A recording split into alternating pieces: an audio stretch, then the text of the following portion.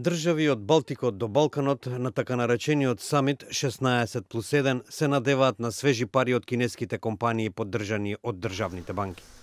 Над 250 кинески компании и 700 бизнисмени од Централна и Источна Европа се очекува да учествуваат на специјалниот економски форум кој ќе се одржи на маргините на самитот. На самитот ќе има представници од сите источни земји членки на Европската Унија, како и од Македонија, Албанија, Босна и Херцеговина, Црна Гора и Србија. Европската Унија ќе има статус на наблюдувач, а поканета е и Грција, која не е дел од 16+1.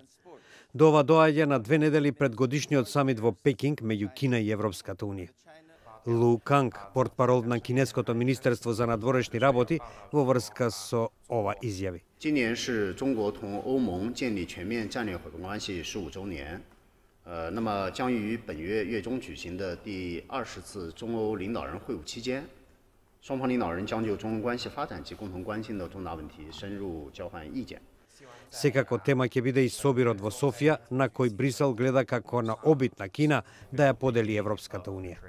Престојот на Ли Киџијанг ќе биде прва официјална посета на еден кинески премиер на Бугарија во изминативе 2 децении.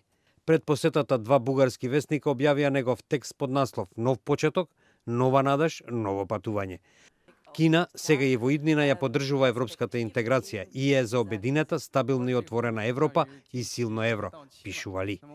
Најпрвин ваквиот самит се одржа во Варшава во 2012 година. Формата првично беше прифатена бидејќи Кина вети милиарди долари заеми и инвестиции за земји кои се подпираат врз фондовите за развој на Европската Унија или, во случај на посиромашниот Западен Балкан, очајни за надворешни пари за изградба на железници, патишта, аеродроми и централи. Но некои земји почна да се жалат поради недостиг на резултати, понекогаш вклучување на кинеска работна сила и материјали, финансиските и договорните услови, како и тешкотиите со стандардите на Европската Унија.